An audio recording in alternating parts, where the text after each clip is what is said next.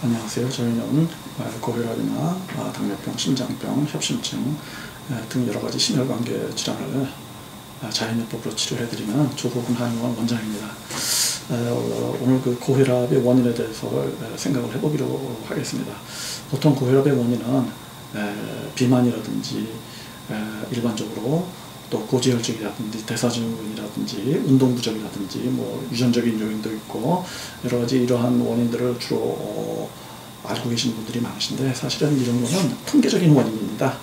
통계적으로 비만인 경우에 또는 그 가족력이 있는 경우에 혈압이 발생할 가능성이 높다라고 하는 통계적인 원인이고, 우리가 혈압을 실제적으로 치료하다 보면 환자분들께서 어떠한 원인으로 발병이 되어 있는지 개인별 맞춤 원인을 저희가 파악을 해야 됩니다.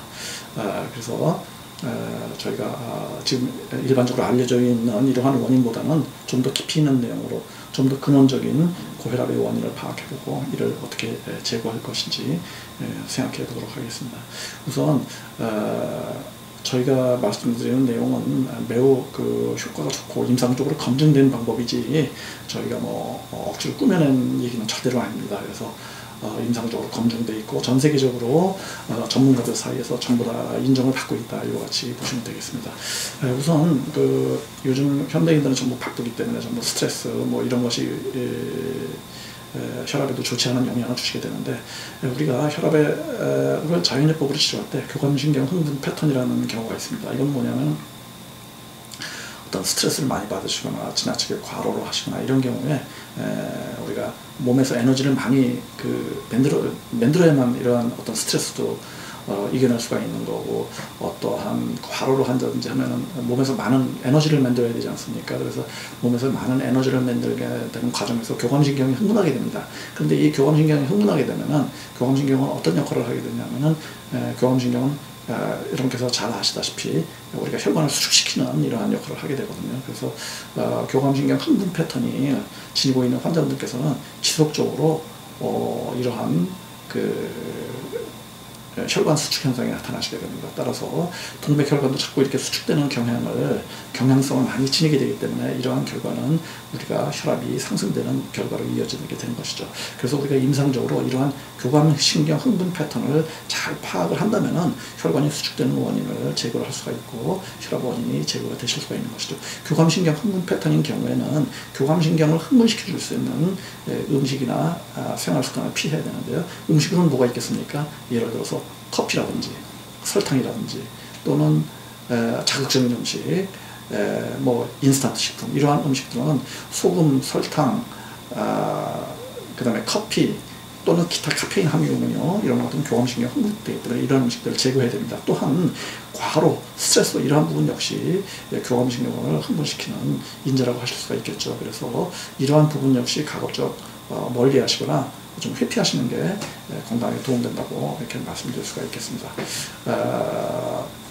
그 반면에 우리가 부교감신경을 강화시켜주는 이러한 음식이 있습니다.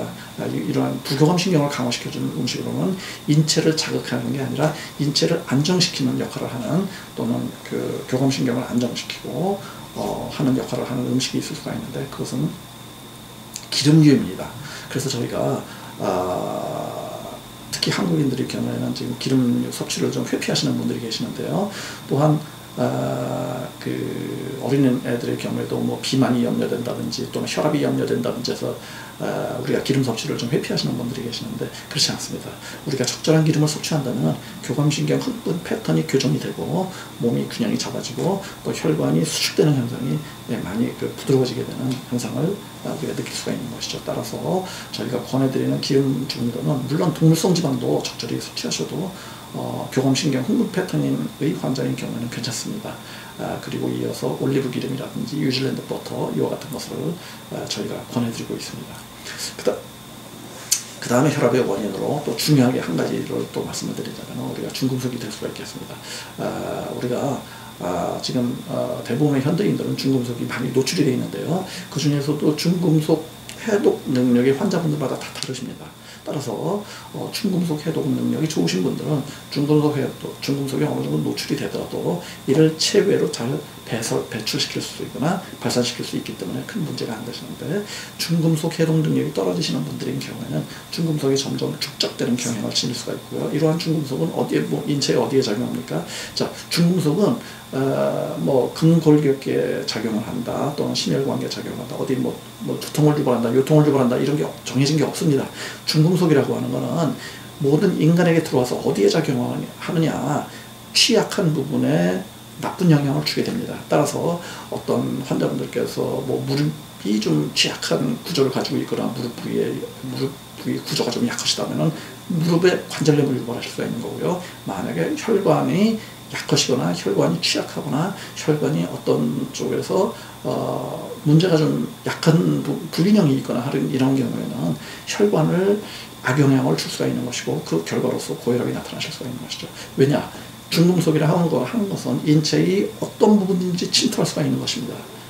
우리가 미세먼지가 해롭다고 하는 것은 미세먼지가 폐나 기관지에 나쁘다고 해서 해롭다는 게 아니에요. 미세먼지는 들어오면은 인체의 어느 곳이든지 침투해서 악영향을 줄 수가 있고, 환자분의 개인에 따라서 가장 취약한 부분에서 그 악영향이 현저하게 나타나시는 것이죠. 따라서 혈관 부분에서 불균형이 있거나 약하신 분들은 혈관 부분에 고혈압이 유발이 되실 수가 있는 것입니다. 중금속이. 따라서 혈관 내에 존재하는 중금속, 또 인체에 존재하는 중금속을 잘 해독을 하는 것이 매우 중요한 부분이 되는 것이고, 이러한 해독요법에서는 저희 한의원의 과 협조적으로 이렇게 잘 치료를 하신다 그러면은 인체에 존재하는 여러 가지 중금속을 저희가 잘 해독을 해드리고요. 고혈압을 유발하는 매우 중요한 요소를 제거를 해드릴 수 있다. 이와 같이 말씀을 드릴 수가 있겠습니다. 또 한 가지 말씀드릴 수 있는 것은, 우리가 영양의학을 하시는 분이나 기능의학을 하시는 분들이나 또는 뭐 비타민, 미네랄 이런 영양소에 관심을 가지신 분들이 많이 계신데, 그런 분들은 뭐 잘 아시겠습니다만, 우리가 인체의 혈관에 중요한 역할을 하는 영양소 중에는 칼슘, 마그네슘이 가장 대표적입니다. 우리가 칼슘이라고 하는 것은 혈관을 수축시키는 역할을 하게 되고요. 마그네슘이라고 하는 건 혈관을 이완시켜주는 역할을 합니다. 혈압에는 어떤 게 유익하겠습니까? 네, 혈관을 이완시켜주는 마그네슘이 유익한 것이죠. 따라서 이러한 칼슘과 마그네슘의 불균형이 존재하거나, 또는 칼슘은 적정한 수준을 유지하는데 마그네슘이 많이 부족하거나 하는 경우, 또는 칼슘과 마그네슘 전부 뭐 부족한 경우도 있겠습니다만, 이러한 경우는 마그네슘을 적절히 섭취를 해주셔야 됩니다. 자, 마그네슘은 일반적으로 국내에 존재하는 게 산화마그네슘, 우리가 마그네슘 옥사이드라고 해서 산화마그네슘이 많이 존재하는데, 자, 여러분들 이걸 알고 계셔야 되겠습니다. 산화마그네슘은 거의 효과가 없어요. 흡수율이 매우 떨어지는 것이 산화마그네슘입니다. 그래서 우리가 마그네슘을 구입하실 때는 마그네슘 사이트레이트, 우리가 구연산 마그네슘, 이러한 제품을 꼭 구해서 구입하시는 것이 좋겠습니다. 물론 가격은 조금 상당히 좀 비싼 편입니다. 하지만 구연산 마그네슘이 인체 흡수율이 좋기 때문에 우리가 영양이나 비타민 또는 뭐 기능의학에 관심이 가지신 분이라면 이 내용을 꼭 기억을 해주시면 좋겠습니다. 그 다음에 혈관에 나쁜 영향을 줄 수 있는 또 한 가지 요소는, 우리가 리키것, 흔히 세는장 증후군이라고 하죠. 이와 같은 장 기능이 안 좋으신 분들은 또 역시 혈관에 안 좋은 영향을 주게 되는 것인데요. 이 세는장 증후군은 뭐냐? 우리가 세는장 증후군은 거의 많은 분들이 다 지니고 계십니다. 그래서 변비가 있거나 설사가 있거나 가스차거나 장이 안 좋으신 분들은 다 세는장 증후군이 있다, 이렇게 판단하시면 됩니다. 그래서 세는장 증후군이 있는 경우는 미리미리 세는장 증후군을 치료를 하시고, 이를 정상적으로 대장 기능이 좋아지게끔 만들으셔야 됩니다. 만약에 그렇게 된다면은 여러 가지 만성병이나 성인병, 퇴행성 질환 등등 여러 가지 질환들을 예방을 하실 수가 있는 것이죠. 마찬가지로 세능장 증후군은 고혈압에도 악영향을 주게 됩니다. 왜냐? 세능장 증후군, 대장 점막을 통해서 들어온 여러 가지 나쁜 독소들이 혈류를 통해서 유입되기 때문이죠. 따라서 혈류를 통해서 여러 가지 독소들이 들어오게 되는 것이고, 이와 같이 혈류 내에 존재하는 여러 가지 독소들은 혈관에 손상을 일으키게 되거나 염증 반응을 일으키게 되거나 해서 혈관 기능을 떨어뜨리게 되는 것이죠. 그럼 혈관 기능이 떨어뜨리면 어떻게 되겠습니까? 동맥경화가 오거나 혈압이 올라갈 수가 있는 이런 부분이 될 수가 있는 것이죠. 따라서 저희 한의원과 협조적으로 치료를 받으시고, 또 세능장 증후군 요거를 반드시 치료를 하셔야지 혈압이 정상적으로 돌아온다, 이와 같이 생각해 주시면 되겠습니다. 또한 질병이 없는 분이더라도 세능장 증후군을 적절히 치료하시고 회복을 하신다면 여러 가지 질병들을 예방을 하실 수가 있는 것이죠. 굉장히 중요한 개념입니다. 이와 같이 혈압의 원인에 대해, 고혈압의 원인에 대해서 몇 가지를 살펴보았습니다만 그 이후에도 여러 가지 또 인자가 있을 수가 있습니다. 저희 그 전문가들이 이러한 원인들을 찾아서 다 제거를 해주시는 것이 저희 한의원의 자연요법의 치료 방법이고요. 이와 같은 혈압의 근본적인 원인을 제거를 해준다면 우리가 체중이 나가더라도 또 스트레스를 받으시더라도 가족력이 있으시더라도 혈압은 정상적으로 유지가 되실 수가 있고 평생 혈압약을 드셔야 되는 여러 가지 불편함에서 자유로워질 수가 있는 것입니다. 지금까지 말씀드린 이외에도 여러 가지 요소가 있을 수 있습니다만은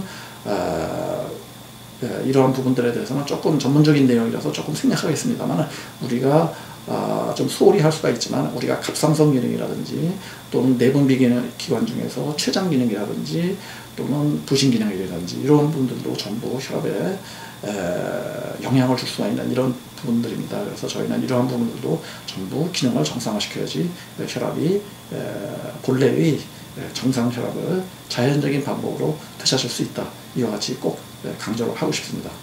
감사합니다.